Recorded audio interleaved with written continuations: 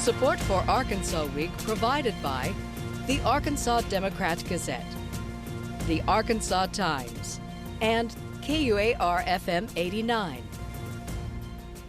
And hello again, everyone, and thanks very much for joining us. The Democrat who is seeking office, a half dozen Republicans are also trying to claim why she's running and what she would do should she break through Arkansas's Crimson Wall. Well, that's a bit later. For the moment, we return to COVID-19. The case count is rising again, and the curve is sharpest among the youngest of us. Joining us now for an update, pediatrician Dr. Chad Rogers. He's the Chief Medical Officer of the Arkansas Foundation for Medical Care. Dr. Rogers, you're looking at these statistics, and they have to be especially forbidding to a pediatrician. Yeah, they are very concerning. And when I talk with my colleagues, they're also very concerned about this new wave. Of course, we were able to get a lot of our seniors vaccinated, and then we have the older teens that have been able to get vaccinated. But really seeing a profound impact on that younger crowd who hasn't been able to get vaccinated, or that group of kids who are eligible to get vaccinated but have not gotten the vaccine. What is at work here, Dr. Rogers? Is it accessibility of the vaccine, the proximity to treatment centers, or is it a reluctance on the part of younger people?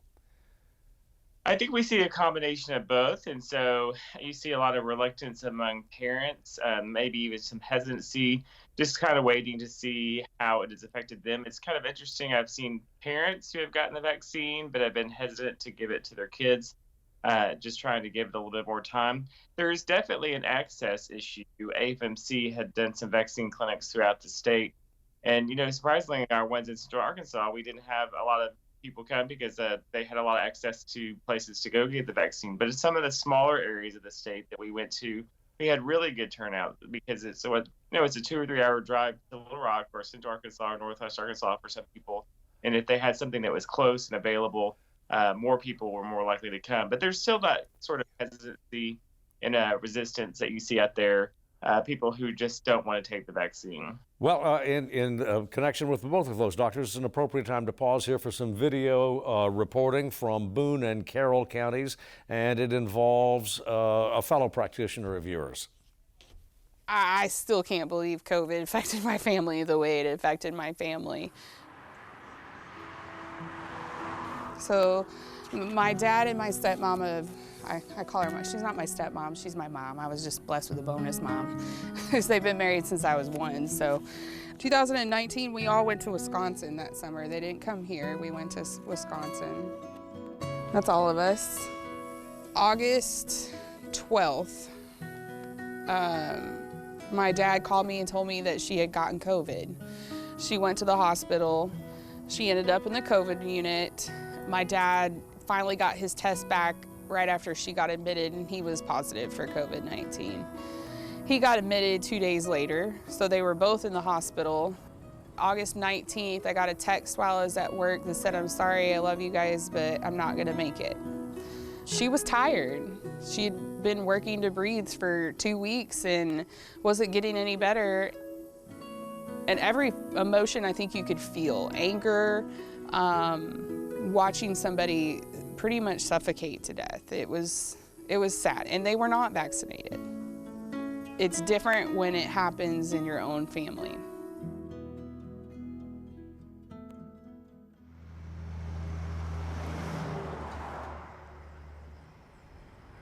Hey Richard, you want to get your shot today?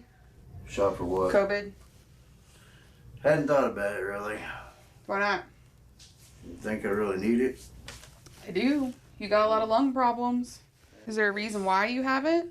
There's a lot of people getting sick from it, and well, I mean, the risk of a side effect from it is a lot lower than a risk of getting COVID and ending up in the hospital with you, because you have asthma. Yeah, I've been there.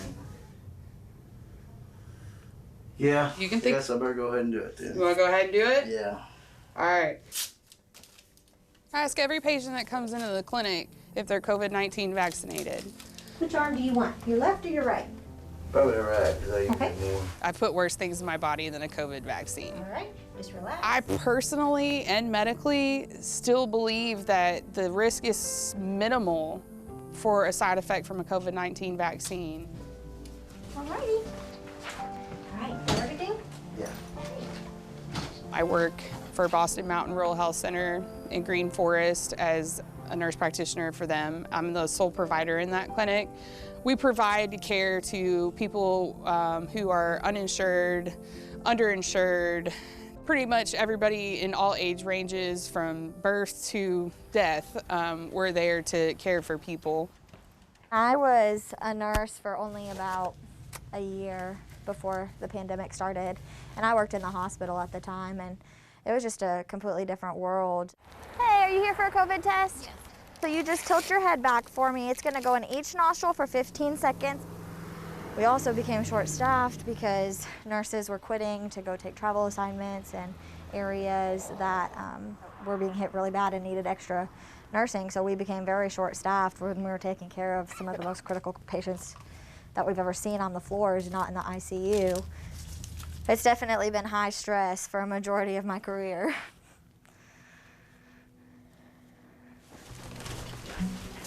I'm about to get my COVID-19 shot. I've had COVID twice. The last time was a couple of weeks ago, worse than the first time I had it. It was absolutely horrible. I was having problems breathing. Didn't have to be hospitalized, but it was definitely a lot worse the second time. I'm just here basically today. I'm a school teacher, and so I just feel like it's my civil duty to get vaccinated. Have you filled this out real quick? Well, looking at all the social media out there and seeing what other people go through getting the vaccine, it's scary. It's not something that I just come to the conclusion of that, oh, hey, you know what, I'm gonna go get vaccinated tomorrow because media's telling me to. I've been through COVID not once but twice, and second time was a lot worse, and it scared me. It scared me not for just my kids, but my school kids as well. And it's, for me, it's just personal. It's just best to get it versus not getting it, basically. Okay, you can feel stick. And that's all there is to it. So we are in Lead Hill, Arkansas, on our property that this used to be an old farmhouse. This is the kitchen and the living room. And then in here, walk around all this paint. It's gonna be home eventually. We decided to sell our large farm that we had. There's only 3 of us, so. Huh? I wouldn't have took the shot if it wasn't for Maddie. She's got asthma real bad, and that's the only reason I really took it. I probably wouldn't have in any other circumstance. This kindly protect her. Because I had talked to him about getting it, and it was no, no, no, no. And then finally he came around when, kids were starting, Arkansas Children's had sent out an email to medical providers about how they were seeing more inpatients with kids, and that was the big impact that I think made him make his decision to get vaccinated for her. I come down with the virus, and then after I got over it, my mother came down with it, and she passed away with it. She passed away on August 15th, and I just knew that was when I needed to get it. Let's do it on the right. Okay. Since I'm sitting this way. We can do that. I'm just gonna roll that up there and just relax. I feel like it's my duty as a healthcare provider, knowing and seeing what can happen not only on a medical level, but also on a personal level. I don't think COVID picks who it wants to attack. It doesn't matter if, what color your skin is. It doesn't matter, what comorbidities you have. It doesn't matter if you have blonde hair or black hair, blue eyes or green eyes. I mean, you have the potential to get COVID, but we don't know who's gonna get super sick and who's not, and that's the scary part about it. Back now with Dr. Chad Rogers. Myth and misinformation are, as such as we saw in this piece, Doctor, are you encountering it in your practice and your colleagues that you speak with? Yeah, it's definitely a daily challenge to overcome. There's just so much information out there on the internet that's accessible that's just not good information. People obviously kind of end up getting a lot of information that sometimes feeds our own biases. I thought what was really good in that video and that story about her experience, the nurse practitioner, and what saw that interaction with her patient, is that she was his trusted healthcare provider, and that recommendation from that trusted healthcare provider was what changed his mind. And we know from research that some people are just not going to take a vaccine, period. But some people who are sort of hesitant will change their mind when they get a strong recommendation from that care provider that they have been working with. So I just love that video. I love that story that she tells about that experience. Well, and to bring it back to the matter of children, parents, guardians, obviously concerned about the most precious things in their lives, and amid all the sea of misinformation, some of it from politicians, some of it from media, and a few from physicians themselves, has to be terribly confusing. Is this stuff safe for kids?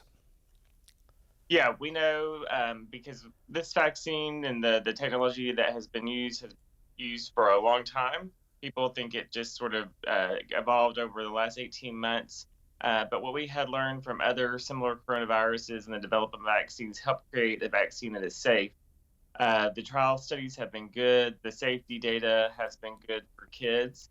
The very young kids have really had very minimal side effects. We saw a little bit of, what was called myocarditis, which is inflammation of the heart muscle that resolved without any complication in our older teens.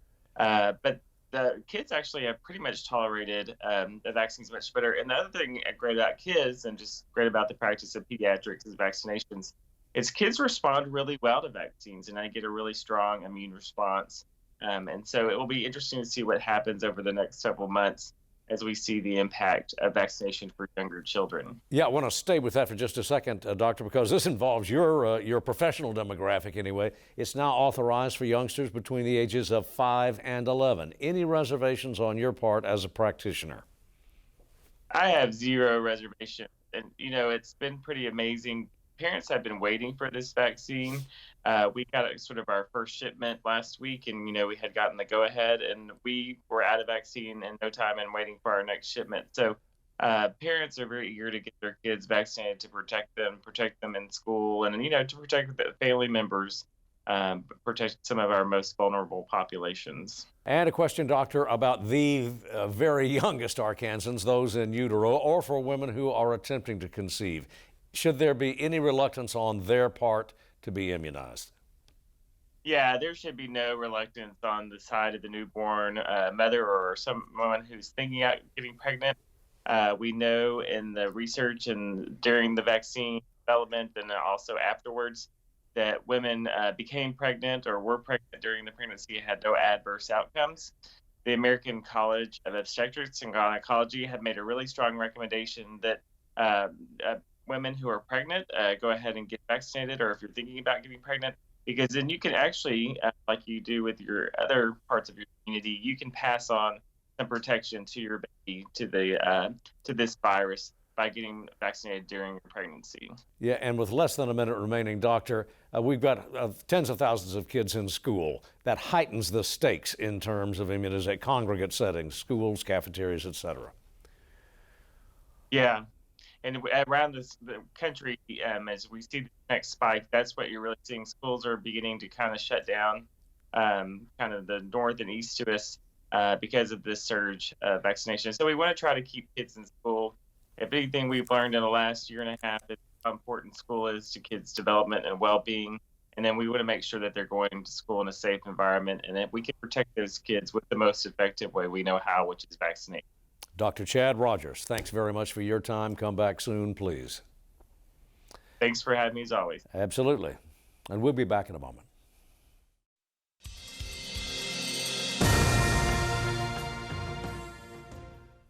We're back now, and we're a bit less than a year from the next general election, and but a few months from the primaries, and already we're seeing some new faces enter the arena.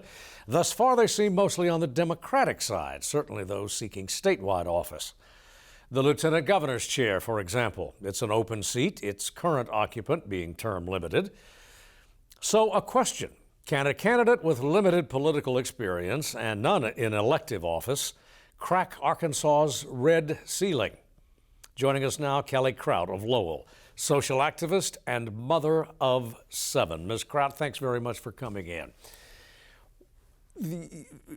Why do you want to be Lieutenant Governor?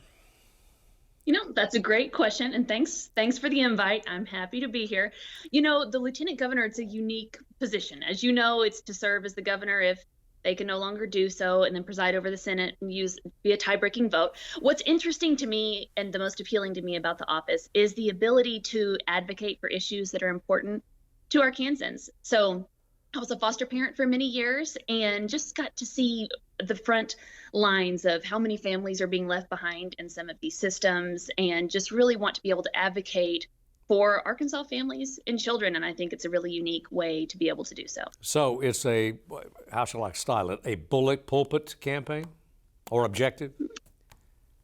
I'm sorry, can you say that one more time? Yeah, so you're running to as for the office as a sort of bully pulpit. A bully pulpit. I don't know what I call it a bully. Yeah. I do think it's a unique office, but I mean, it is one with limited powers, obviously, and it's just a unique position, and we've seen it used well and maybe not utilized as much, and I think it could be used to advocate for Arkansas families and children. Well, how would the office enable you to do something that you cannot do as a mom of 7 and you're pursuing right now, I believe, your graduate degree in social work, am I correct? Yes, sir. Yes, sir, I am. And you know what? That's a great point. I will do this win or lose. I will continue to advocate for Arkansas families and children. I just think the position would provide a really unique opportunity to do that. It's, of course, an important leadership position in the state and would have the megaphone to be able to speak to some of these issues. Would you be granted, how much of a megaphone would you be granted if, for example, the governor was of a different party than you and also a majority, if not a supermajority, of the Arkansas Senate, the body over which you'd preside? How much of a voice can you have? I guess time will tell on that one, sir. I can't be 100% sure, but I would really like to think that I would be able to work well across the aisle with people I don't necessarily share all of the same political values with. I actually used to be super conservative, and I feel like a lot of conservative voters in my area relate pretty well to me because I understand kind of why they think the way that they do. And I've sort of shifted my beliefs, but it doesn't mean that I don't understand how others operate. And I think we could do a whole lot more work in our state if we would start being proactive rather than reactive. And I think the reactive solutions are where we start to see a lot of disagreement between the parties. On proactive, I think we could actually find a lot to agree on. So I think I could work together with a Republican governor. Well, if it is a policy voice that you want, why not a legislative race, for example, where you are actually in a policy-making position? That's fair enough. You know, I did run for the state legislature in the last cycle, and I knew that my district would change just a bit, and I did consider that. But I was asked about this position, and the more I thought about it, the more appealing this was to me. Because of the way that I chose to campaign in the last cycle, I sort of gained kind of a platform that allowed me to speak to a lot of people across the state. And we've got a lot of people that are invested in the campaign and excited statewide. And so I'm just excited to be able to take the message to a bigger audience, the whole state. Well, you note that you had a previous legislative campaign in which you were not successful. What would separate a statewide race? If your issues weren't successful there in a legislative district, why would they be successful, do you think, on a statewide basis? Well, you know, a lot of people don't win their first elections. You got to get up and try again. It's a fair criticism, but I'm going to keep trying and keep putting myself out there. It was a question and not a criticism. You're fine. You're fine. I think that I'm kind of uniquely suited to a position like this because of my personality and my ability to communicate and educate about issues. And I'm just excited to be able to speak for Arkansas families and children. For the last half dozen years or so, although most on both sides of the ideological spectrum, there seems to be a role from the outsider. In the election just passed, a couple of very noteworthy and veteran and powerful incumbents were ousted. So do you see a role for the outsider in the current climate? I think sometimes what we need is an outsider. It's sort of a fresh a fresh face and something different. And you just never know. You never know what could happen. I know that Arkansas gets a lot of, it's a red state. Oh, it's super conservative. Well, we've got one of the worst voter turnouts. Like, we've got a lot of people who are registered to vote and are not getting out to vote. We have a lot of people who are eligible to be voting and who are not registered. And so I think it's a little early to decide what people can and can't do based on the electorate, because we've got a lot of people who are not as involved yet. Let us have your thoughts on why they're not voting. Well, I think often they think, what's the point?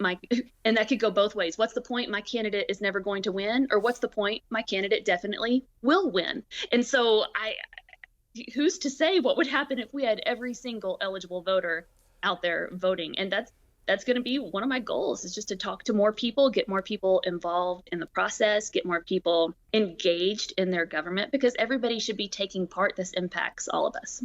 Well, on to issues now, if we may. You have said that you believe that the state's child care mechanism, its governmental mechanisms, are fundamentally disordered, even broken. Could you elaborate on that? Well, that may be kind of a harsh way to put it. I'm a big supporter of DHS. They have an incredibly difficult job, and they are working, like everybody right now, short-staffed. And so it makes it really difficult for a big system with so many people involved to work efficiently when you, one, don't have enough people working it, and two, they're just trying to do such a difficult job. So a lot of these people are brand new, or just getting trained on the job, and you see some really difficult and hard things in that position. So you'll have to forgive me. When a video comes to me, I can only see me, and I'm behind by like 5 seconds. I wish I could just look at your face, but no, you don't. But anyway, I understand the technical problem. But distracting. Well, from a policy standpoint, what would you have the government do? I mean, what does you cited DHS? Mm-hmm. What needs to be done? They need more support. They need to be able to pay their workers more. They need to have access to the resources that allow families to be successful. So getting access to counseling, not a super easy thing to do, especially in a timely manner with the staffing shortages that we have. Access to rehabs, incredibly difficult to find. I don't know if you've ever tried to help get someone in rehab. It's hard. There's not a lot of them, and they have to do everything on a timeline. And so they don't have access to what they need to be able to do their jobs well. And then the obvious glaring problem is we don't have enough foster families. And so workers are spending most of their time trying to find placement for all of these children, because there's still kids in care, whether or not we're in the middle of a pandemic, but we've lost a lot of foster families. So if they're... I'm sorry, go ahead. Just saying, if they're all looking for families, then they don't have time to do the preventative work and helping support families that they would like to do. I would ask your thoughts on the current foster care situation in terms of undocumented or unaccompanied children, which Governor Hutchinson has addressed himself to in recent days. Could I ask your thoughts on that? Is this a federal problem or a state problem? I'll be honest with you, I had to look more into that one. I have not heard of that as a specifically huge issue in regards to the foster care system. In terms of other issues, abortion seems to be a very significant issue to a great many Arkansans, and obviously the current political trend is to a complete ban on abortion, even up to and including rape, incest, life of the mother. What's your position? My position is that abortions need to be safe, legal, and accessible. I think something that we can all focus on, though, is if we want to lower the number of abortions, we know how to do that. We can reduce the number of unplanned pregnancies because we know how to do that. So this is back to the proactive versus reactive. We know that access to healthcare, access to affordable birth control, and sex education drastically reduces unplanned pregnancies. And so I think if we really want to talk about lowering abortions, we need to be having those conversations and not conversations like the Texas bill. You're not uncomfortable then being identified as pro-choice? No, sir. On to another issue. Well, go ahead. Yeah. I'm sorry. No, that's fine. Not uncomfortable at all. Go ahead. Well, we have this cyber lag here to which you refer. Immunization and vaccines. Should mandates, give me your thoughts on mandates. Absolutely. I'm super thankful for the vaccine. I think that we should always be looking to healthcare professionals for healthcare advice, not necessarily elected leaders. I would advise not your elected leaders, actually. So if a doctor and the healthcare professionals are saying, hey, these are safe, these are effective, these are keeping people out of the hospital, keeping them from dying, which we are seeing they are safe and effective, this is true, then yes, I'm going to defer to healthcare professionals on vaccine mandates. I was very comfortable getting vaccinated, getting my children vaccinated, and we've had no ill effects. You are vaccinated, and your 7 children? Yes. Almost. The youngest have had their first round. They only just got that. I did have to buy them ice cream, to be fair, but they did it. Kelly Krout, I want to thank you very much for being with us, and I'll ask you to stand by. We want to continue our conversation in just a moment. We are out of time on our over-the-air edition of Arkansas Week, but we would advise our viewers to, if you want to stay with us, we're going to do a little bit more with Ms. Krout, and you can go to the web and find the conclusion of this interview. That's it for us for now. See you next week.